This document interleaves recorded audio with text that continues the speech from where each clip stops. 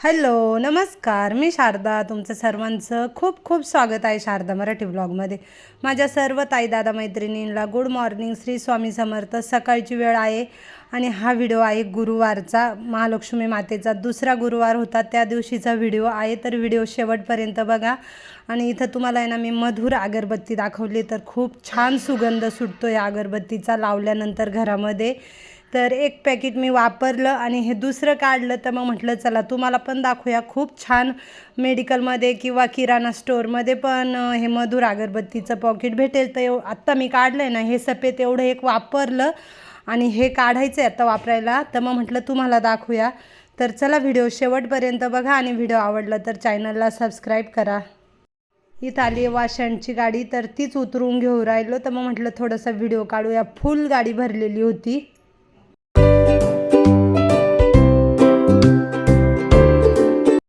घरातले सर्व कामं आवरून आणि इथं गुरुवारची पूजा मांडली, देवांची आंघोळ घातली, देवपूजा झाली. तर बघा किती छान अशी खूप मस्त देवाईची पूजा मांडली. आणि रांगोळी पण आहे ना आज एकदम मस्त काढली. थोडीशी रांगोळीला आहे ना साच्याची रांगोळी काढली आहे, पण थोडीशी डिझाईन काढली आहे रांगोळीला, तर खूप छान वाटतंय. आणि देवाईचा चेहरा पण एकदम खुलून दिसतो. तर अशी केली मी गुरुवारची मांडणी. आणि धूप दीप अगरबत्ती सर्व काही लावून घेतले. निरंजने लावून घेतल्यात. त्याच्यानंतर एक तुपाची वात लावली आहे आणि अगरबत्तीचा तर खूप छान सुगंध सुटला आहे. तर इथं मी पण छानपैकी तयार झाले. देवाईची मांडणी वगैरे पूजा झाली आहे आणि आत्ता मी नाशिकला निघाले. केस विंचरायचे बाकी आहेत. तरी बघा अशी केली मी देवाईची पूजा आणि मांडणी. आणि देवबाप्पाची पण पूजा वगैरे झाली सकाळचे. तर चला सकाळचे 11 वाजले. आता मी नाशिकला चालले एका वास्तुशांतीला आणि जागरण गोंधळ आहे. पण जागरण गोंधळाला काही थांबणार नाही, लगेच घरी निघून येणार आहे. जागरण गोंधळ हा संध्याकाळीचा कार्यक्रम असतो.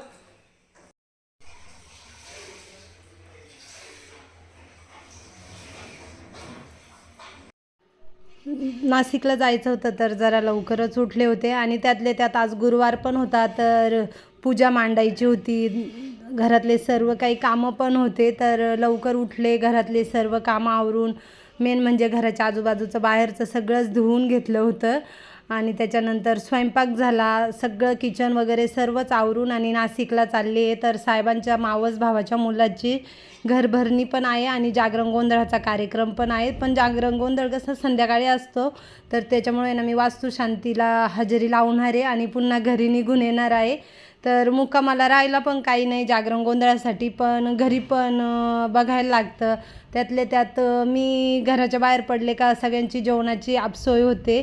तर हे आहे त्र्यंबकेश्वरचं बस स्टँड आणि मी बसनीच चालले. हे नाही आले कारण हे ऑफिसमध्ये थांबले, कारण आम्हाला दोघं जणांना बाहेर पडून जमत नाही. एकाने तरी ऑफिस सांभाळायला लागतं आणि एकाने काही कार्यक्रम असले तर ते कार्यक्रमांना जायला लागतं.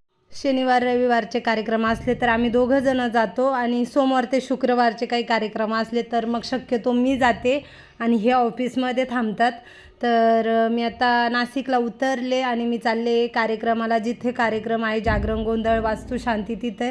तर ते पाथर्डी फाट्यावर आहे. मी आता चालले पाथर्डी फाट्यावर आणि गेल्यानंतर सर्वांनीच विचारलं यांना, पण कसं दोघांना जाऊन म्हणजे एक कोणीतरी हजेरी लागली ना कोणत्याच काय कार्यक्रमाला तर चालते, दोघांना जाऊन जमत नाही, सर्वच बघायला लागतं. तर वास्तुशांतीचा कार्यक्रम झाला आणि मी आले आता ठक्कर स्टँडवर घरी जायला निघाले. तर बघा बस पण लागली होती. मी रिक्षामधून उतरले आणि लगेच बस लागली होती.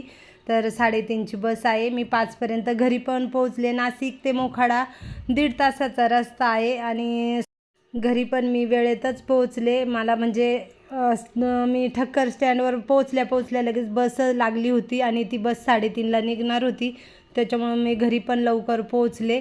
त्याच्यामुळे संध्याकाळच्या घरात गेल्यानंतर जे काही कामं राहतात ना ते पण मग वेळेतच होतात. असं वाटत नाही का आपण कुठं मग प्रवास वगैरे करून आलो. मोखाड्याच्या स्टँडवर पोहोचल्यानंतर यांना मी फोन केला तर हे ऑफिसमध्येच होते. मग मी पण ऑफिसमध्ये गेले. अर्धा तास यांना कामामध्ये मदत केली. मी 5ला मोखाड्यात पोहोचले, मग अर्धा तास कामात मदत केली. त्याच्यानंतर आम्ही दोघं जण सोबतच घरी आलो. संकटे दूर होतात, संपत्ती विद्या सुख शांती याचा लाभ होतो. अशा या महालक्ष्मी व्रताचा वसा घेऊन व्रत केल्याने, कथा ऐकल्याने पापे नष्ट होतात व पुण्य प्राप्ती होते. अशी ही पवित्र श्री महालक्ष्मी कहाणी सर्वांनी शांतपणे व श्रद्धेने ऐकावी. द्वापार युगात नावाचा सार्वभौम राजा होता. राज्य करण्यास तो जसा कर्तबगार व शूर होता तसाच तो अतिशय हुशार, सर्व विद्या पारंगत आणि सतत देवा धर्मावर श्रद्धा ठेवून होता. माहिती आणि महती सांगितली. मग ती दासी त्या वृद्ध रूपधारी स्त्रीचे उपकार मानून तिचा निरोप राणीला सांगण्यासाठी गेली. राजवैभवाची धुंदी डोळ्यावर असलेल्या राणीला आपल्या ऐश्वर्याचा फारच गर्व आला. अत्यंत उन्मत्त झालेली ती राणी म्हातारीचा निरोप घेऊन तावातावाने चालत आली व म्हणाली, अगं म्हातारडे, कशासाठी इकडे आलीस? तिला धक्काबुक्की करून वाटेल तसे बोलली आणि इथून चालते हो. तिला अशी तिची संभावना की प्रत्यक्ष लक्ष्मी देवीच होती हे काही त्या राणीला कळले नाही. अशा प्रकारे राणीचा उद्दामपणा पाहून लक्ष्मी मातेने तेथेच न थांबता स्वस्थानी जाण्याचे ठरविले. ती वृद्धा येथून जात असताना थोड्या दूर अंतरावर तिला श्यामबाला भेटली. श्यामबालेचे दैव बलवत्तर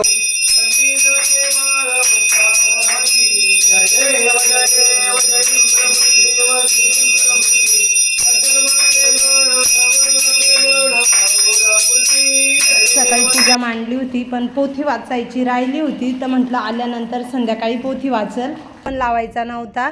तर मग साहेबांनीच पोथी वाचली आणि इथं मग मी संध्याकाळचा स्वयंपाक केला. नैवेद्य पण दाखवायचा नव्हता. छानपैकी कढी बनवली, गवारची भाजी बनवली, जिरा राईस बनवला, पकोडे बनवले आणि पोळ्या केल्या होत्या, पापड तळले होते. तर असा संध्याकाळचा स्वयंपाक केला होता. वरण भात, मेथीची भाजी बनवायची होती, पण मला देवाईला नैवेद्यच दाखवायचा नव्हता. मग मी हे काही केलं नाही. आणि आधीला पण कढी आवडते, तर त्याचं चाललं होतं का मग मी कढीच बनव. तरी तर आमचे जेवणं, स्वयंपाक, सर्व काही कामं आवरले. आणि महालक्ष्मी मातेचा उपवास पण मला घडला. म्हणजे मी सकाळी पूजा मांडून गेले होते, त्याच्यामुळं मला गुरुवारचा उपवास दुसरा गुरुवार पण लागू पडला. तर छान वाटलं. आणि मग साहेबांनी पोथी वाचली. तर इथे आता हा दिवस आहे दुसरा. तर इथे ना छानपैकी दुपारची वेळ आहे आणि सकाळी धुतलेले कपडे पण मस्त वाळले होते. मग आता कपड्यांच्या घड्या घालून जेस्तेच्या कप्प्यामध्ये जेस्तेचे कपडे ठेवून देते.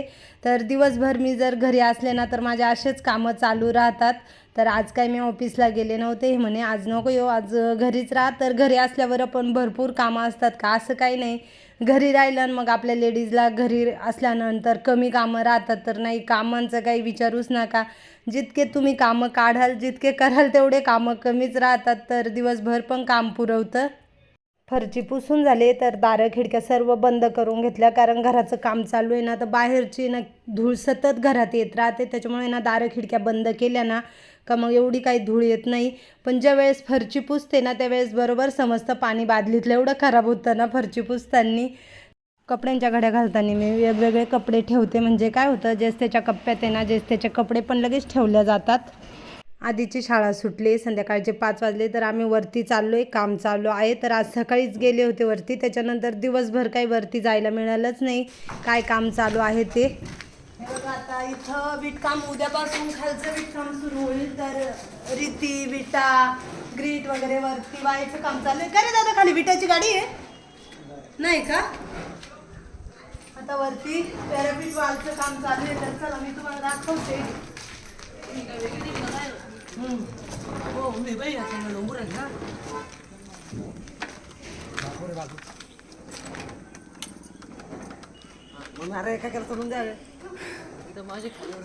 पाण्याच्या टाकीचा स्लॅब भरून झालाय.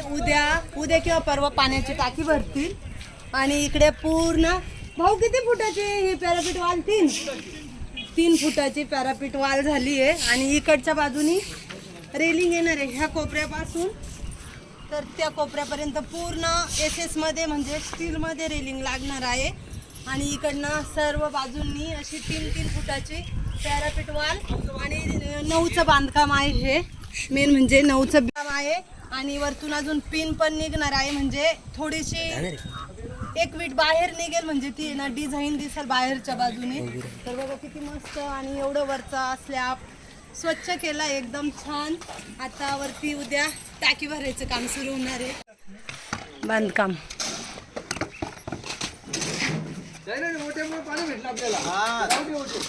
काय केलं पाणी नसताना?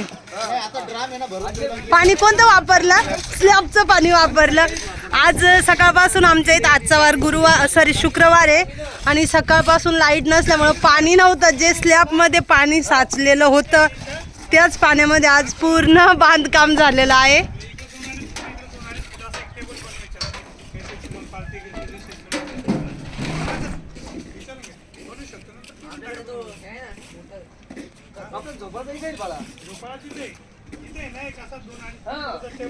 तुला वाटला बसले का आपण दमून आलो चहा पाणी प्यायला बर्थडे हा हे 2 कॉलमवर होईल ना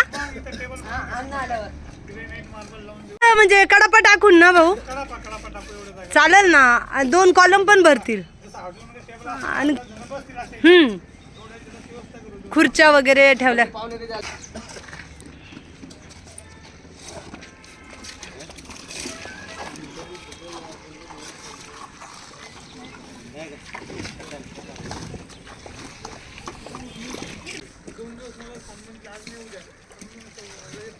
मशीन पण वरती लावलेलं आहे म्हणजे मशनीने माल वरती येतो. विटा आणि त्या मशनरीने वरती आलेला माल आहे त्याच्यामुळे मजूर कमी लागतात मशनरी असल्यामुळं. आज लाईट नाही तर आज भरपूर प्रॉब्लेम झाला आहे. सगळं साचलेल्या पाण्यामध्ये विटकाम केलंय. बरं झालं स्लॅबमध्ये आपण पाणी भरेल होतं तेवढं उपयोगात आलं ना. हां कामात आलं. दिवस गेला त्या पाण्यावर ना.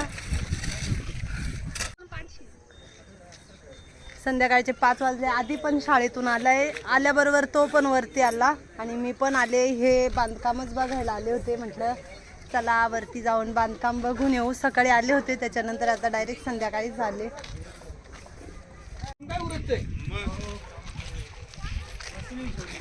मशिनरीने आहे ना सर्व काही माल वरती आणला आणि त्याला आहे ना गाडा अटकवला होता. ह्या गाडी क्रेन आहे का लिफ्ट मशीन आहे. हा आणि ह्या गाड्याला असे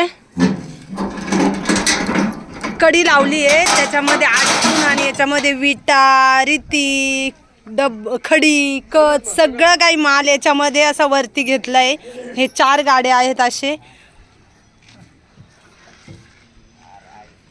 आता संध्याकाळची वेळ आहे तर इथे ना मी शेंगा फोडत बसले आणि साहेब गेले नाशिकला एका हळदीच्या कार्यक्रमाला. हळदीला गेल्यानंतर आहे ना मग लग्नाला दुसऱ्या दिवशी शनिवारी जायची गरज नाही. कसं घराचं काम चालू आहे तर दिवसभर मग घराकडे लक्ष ठेवता येतं काय काम चालू आहे काय नाही. आणि सुट्टीच्या दिवशी ना आम्ही घराच्या कामावर प्रॉपर लक्ष देतो. तर इथं आता माझ्या शेंगा फोडून झाल्या आहे. सुपामध्ये भरून ठेवते आणि आता जेवण करायला बसतो. तर इथं माझा संध्याकाळचा स्वयंपाक वगैरे घरातले सर्व कामं आवरून आणि त्याच्यानंतरच शेंगा फोडायला बसले होते. कसं मग भाजीला शेंगदाणे वगैरे लागले का मग सतत थोडे थोडे फोडायचे. तर मग म्हटलं बसले ना तर पूर्ण आता जेवढे मला होतील तेवढे शेंगा फोडून घेऊ. तर चला आता मी व्हिडिओचा एंड करते. कसा वाटला आजचा व्हिडिओ कमेंटमध्ये नक्कीच सांगा.